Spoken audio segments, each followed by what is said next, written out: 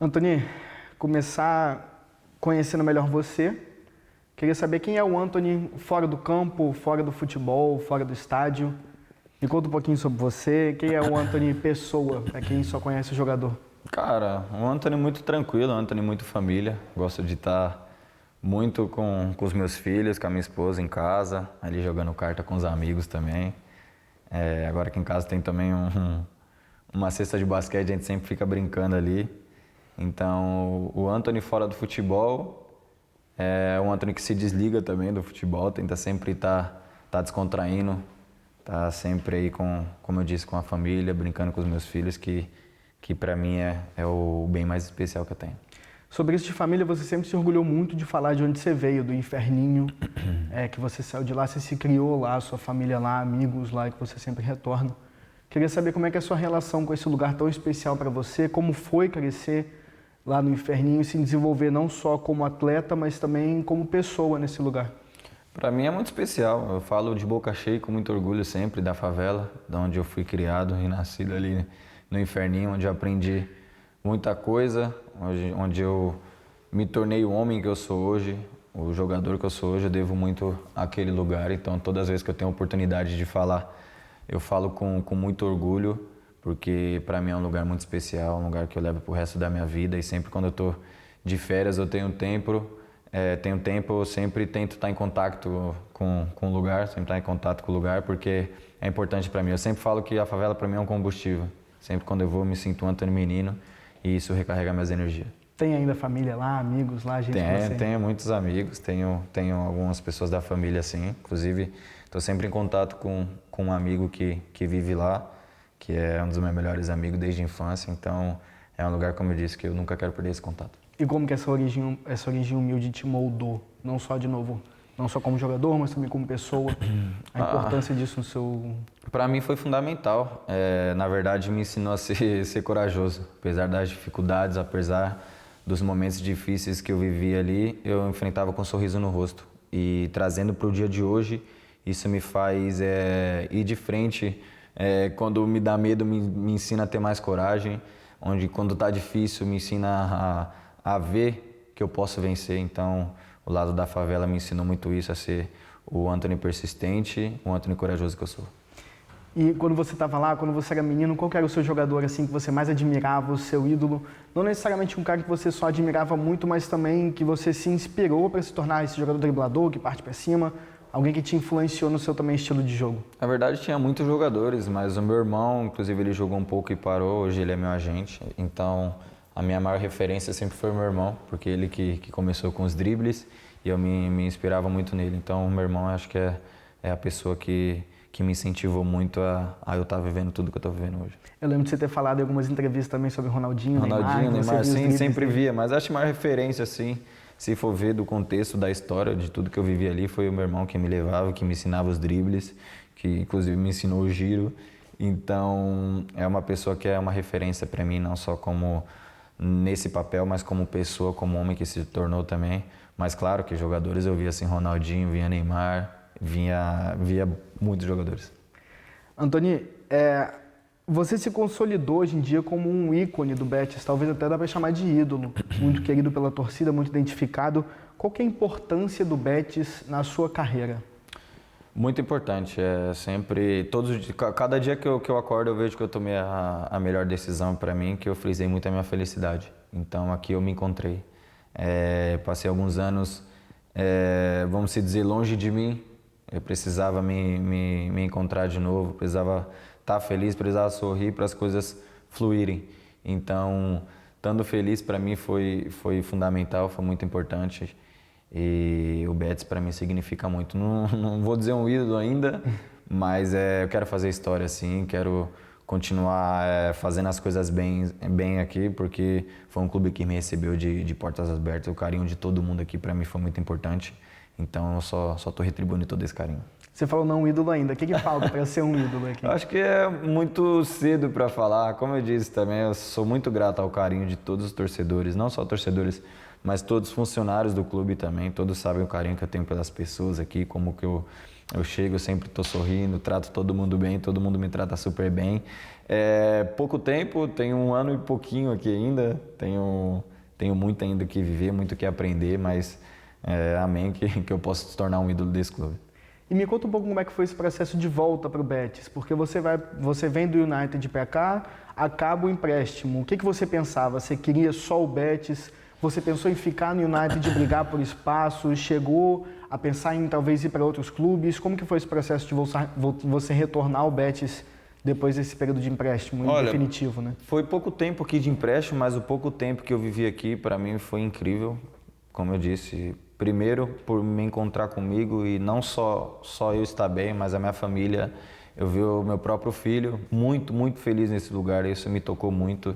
É uma coisa que eu friso muito, é a felicidade dos meus filhos, da minha mulher também, que amou esse lugar, amou a cidade e a gente se identificou muito. Então, fiquei pouco tempo aqui, não sabia o que poderia acontecer, né? Minha volta pro United, eu tinha contrato lá, então eu tinha que voltar, tinha que fazer o meu papel também, como eu fiz, cumpri tudo certinho, não faltei nenhum dia de treino nem nada, mas o futuro era incerto. Eu não sabia o que poderia acontecer, se poderia ficar lá, se eu poderia voltar para cá, se eu poderia ir para outro clube, mas eu teria que estar preparado. Mas, como eu disse, no final eu frisei a minha felicidade e eu, como eu disse e repito de novo, a melhor decisão que eu tomei foi estar aqui, porque aqui eu me sinto completo. Bacana. Você citou essa possibilidade de propostas de outros clubes também. Quais foram as suas propostas? Quão concretas elas foram e o que te fez realmente falar, não, eu quero só o Betis? Teve outros clubes, acho que não vou entrar muito em detalhe de nomes, né? Mas teve alguns clubes, sim. Na verdade, a decisão de vir para o Betis foi, claro, uma decisão minha também, do lugar que eu aprendi a amar, que é o clube, que é o Betis, e da minha família. O que me pesou muito, o que me pegou no final foi o meu filho falando, a gente de férias no Brasil, ele falando quando é que a gente voltaria para a Espanha. E isso teve um peso maior. E toda vez que eu falava com ele sempre tocava no assunto. Então, o Lorenzo, meu filho, foi uma decisão bem certa assim, de eu voltar para o Betis. Bacana. Você foi para o Manchester United, que é um clube gigantesco, mas que passa por uma fase, parece sem fim, difícil, assim, né?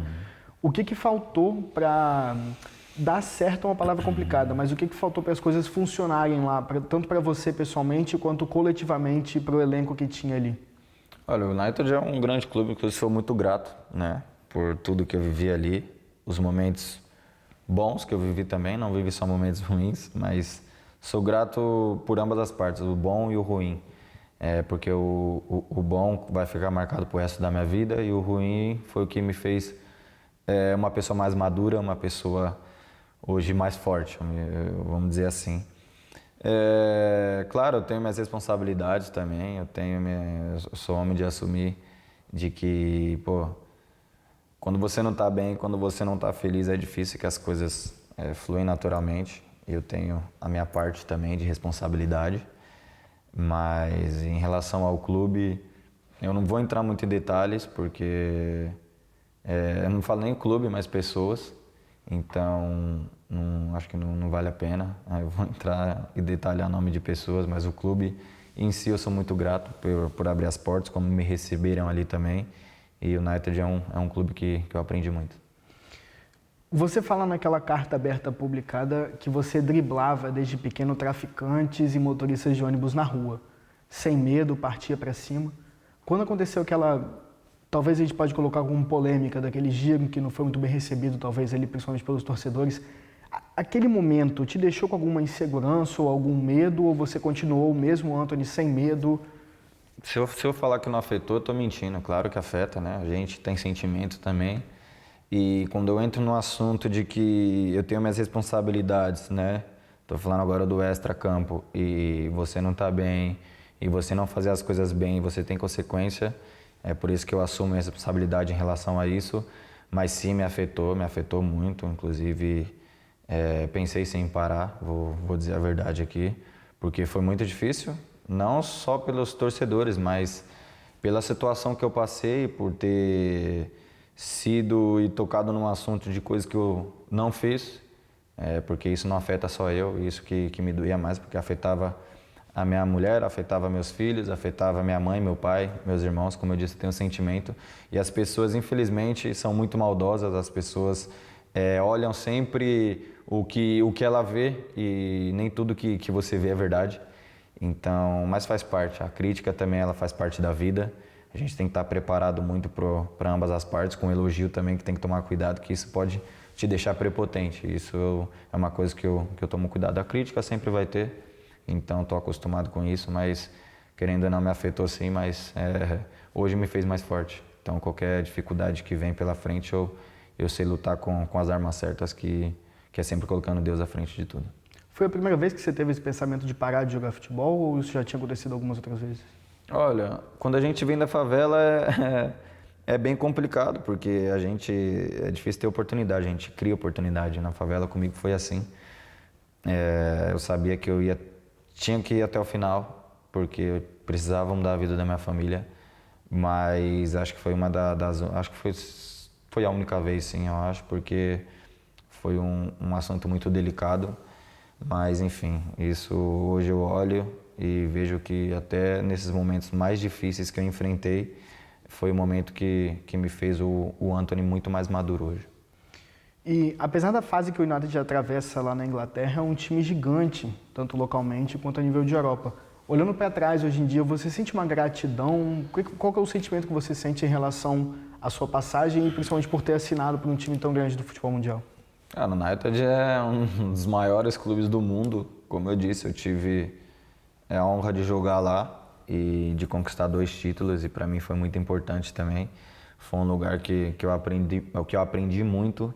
Então, com certeza, sim, eu sou grato ao clube por tudo, mas agora eu sempre tento estar com a cabeça onde eu tô no Betis, então o United para mim ali está num passado recente, na verdade, mas a gratidão é eterna.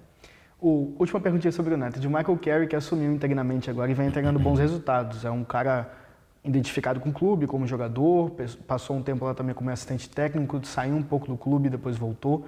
Você acha que ele merece uma chance? Você chegou a ter contato lá com ele? Como que é ele no dia a dia com os jogadores? E se você acha que ele merece ter uma chance de se tornar um técnico fixo do Manchester United? Eu só vi como jogador, mas eu não conheço, não tive contato. E, bom, que dê tudo certo lá para eles. Eu tenho bastante amigos no United, né? O Matheus Cunha, o Casemiro, o Diogo Dalot, que para mim é uma pessoa que foi importantíssima nos momentos mais difíceis para mim. O Diogo Dalot foi uma pessoa muito importante. Então, torço muito pelos meus companheiros que tá jogando, inclusive sempre tenho contato também. Então, em relação ao treinador, eu não vi, não tive lá no contato com ele nem nada, até porque eu já tinha saído, estava o Amorim na época. Então, que seja o melhor para eles. Certo. Pensando sobre Copa do Mundo agora, nesse ciclo de Copa você teve na primeira convocação do Ancelotti, falou até que foi mais emocionante do que a primeira vez que você foi convocado. Teve um período antes que você ficou de fora de convocações, enfim. Ficou fora da última por conta de lesão e pode voltar agora nessa convocação do Ancelotti. Como você se vê pessoalmente nesse ciclo de Copa? Olha, foi mais emocionante sim pelo contexto, pela superação que eu tive pessoal, de tudo que eu passei, apesar de pensar em desistir, como eu disse para você, mas eu segui persistindo, segui fazendo minha parte, sabia que tinha um motivo maior, que era a minha família, eu tinha que seguir por eles, pelos meus filhos. Então, foi muito emocionante para mim sim, foi muito bom estar ali na primeira convocação do Ancelotti. Depois eu acabei não indo, até porque eu estava no United, mas eu estava treinando separado. E, enfim, para mim é um sonho estar na Copa do Mundo, estar representando o meu país. Quando você coloca a camiseta da seleção, o sentimento é diferente, mas eu tenho que fazer mais coisas aqui, a seleção é consequência. E em relação a como eu me sinto mais maduro do que o Antony que foi para a Copa do Mundo na primeira do Qatar. Eu me sinto mais maduro, eu me sinto mais preparado, então estou fazendo o meu trabalho, vou continuar seguindo fazendo o meu trabalho para que as consequências sejam boas e amém que eu esteja mais uma vez na seleção. E pensando no grupo, assim, dizem que o Ancelotti já tem aqueles 15 nomes fechados, você se vê mais dentro, mais fora desses 15 nomes, acha que ainda dá para brigar por um espaço? Tem grandes jogadores na seleção, na verdade tem craques, né? Grandes jogadores não, tem craques jogadores na seleção. Como eu disse, eu tenho que fazer mais coisas aqui bem, é consequência da seleção, com todos os respeitos aos outros atletas, mas eu tenho que olhar para mim, eu tenho que estar com a cabeça boa, tenho que estar tranquilo em relação ao meu trabalho, porque o que está no meu alcance e o que tiver no meu alcance, eu quero, no final, estando na seleção ou não, claro que eu quero estar, que é um sonho para mim, mas de sair de cabeça erguida e falar, a minha parte eu fiz. E a consequência ela vence e espero que seja muito boa.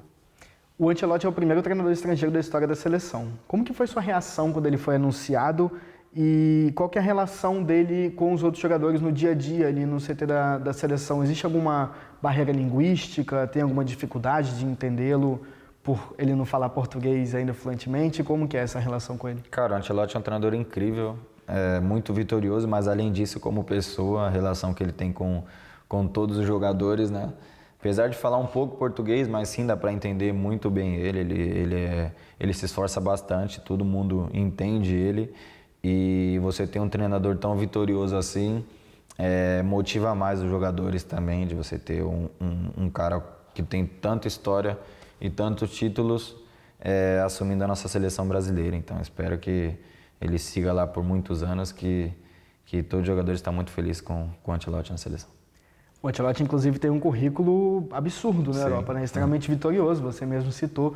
Teve alguma coisa que ele trouxe de novo para a seleção? Alguma coisa que te surpreendeu? Uma característica única que ele tem que o define como um treinador? Que você fala, não, isso aqui é a cara do Ancelotti.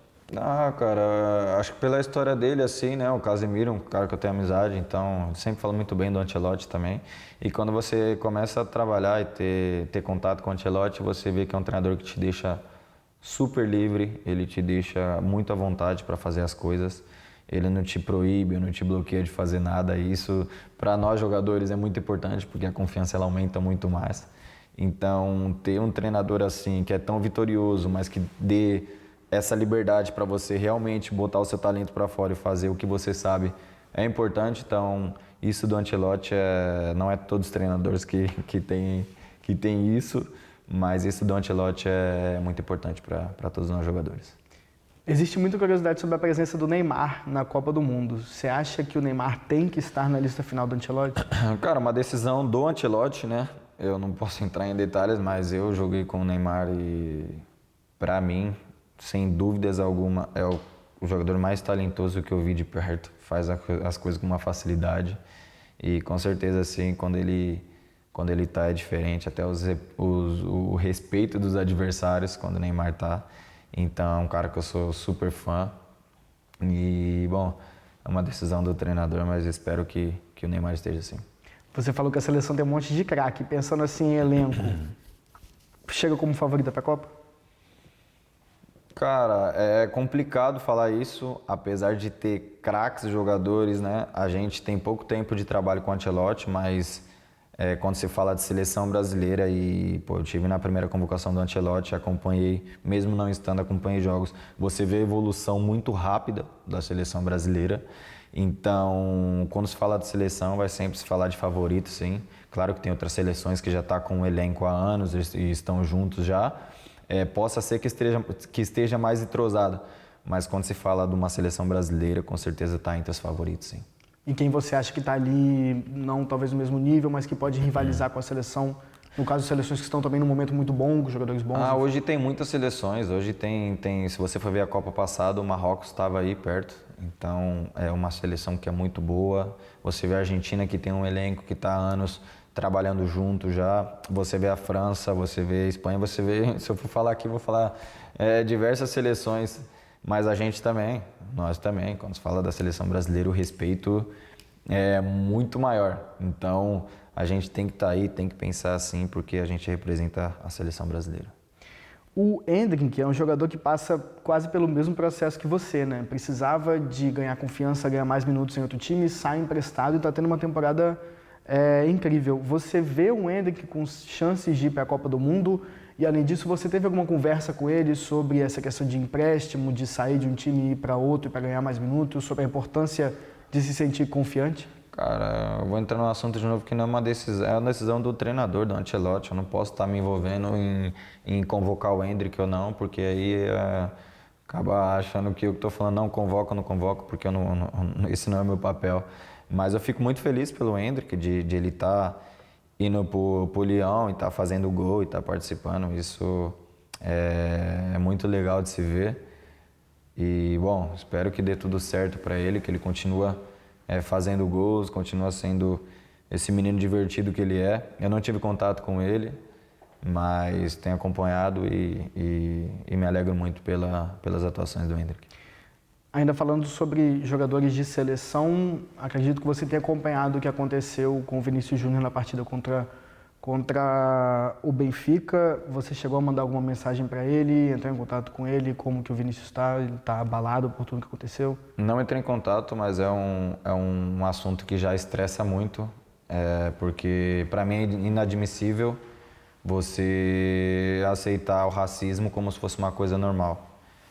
Tem que parar com isso. Eu não sei realmente 100% do que aconteceu, mas eu vou falar já no contexto geral. O racismo é uma coisa muito séria, né? Eu tenho mãe negra, eu tenho irmão negro e eu também sinto isso. Então, se você quiser insultar uma pessoa, mas que insulta provocando, mas não em relação a racismo. Isso é um assunto que hoje eu já acordei meio até um pouco estressado por conta disso. E, bom, a gente tem que lutar contra isso, as pessoas têm que ser punidas quando cometem um ato de racismo. Como eu disse, eu não sei realmente o que aconteceu do Benfica, se falou, se não falou, mas eu falo no contexto geral.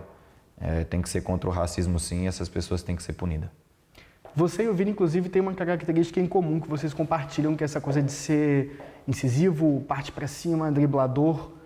O Vini sofre uma perseguição exagerada por conta disso. Você acha que existe essa perseguição contra o Vinícius nos campos? E você acha que ele extrapola para fora dos estádios?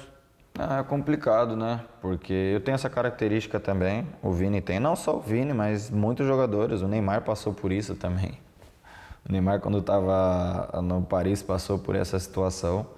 E eu mesmo vou falar por mim, eu, Anthony, eu não vou mudar minha característica, apesar das pessoas falarem, se as pessoas acham ruim ou não. Minha característica do drible, e eu tenho certeza que a do Vini também foi o que nos trouxe para cá, foi o que levou ele para o Real Madrid, foi o que eu tô aqui, foi o que nos levou a jogar uma Copa do Mundo, e eu não vou mudar isso nunca, isso é uma característica minha. O próprio Neymar já tinha falado isso, mas enfim, as pessoas elas sempre vão falar, você fazendo bem ou fazendo mal. O importante é a gente seguir com o nosso talento, com a nossa característica, e que as pessoas falam, essas pessoas que não entendem, não importa. Voltando a falar de Betis agora, você falou como você gosta daqui, como você está bem adaptado. Você já é de novo, né? Não é um ídolo ainda, mas já é quase um ícone do Betis. Quais são os próximos passos, quais são os próximos objetivos pessoais que você tem, tanto pessoalmente, na verdade, quanto coletivamente, pensando em equipe?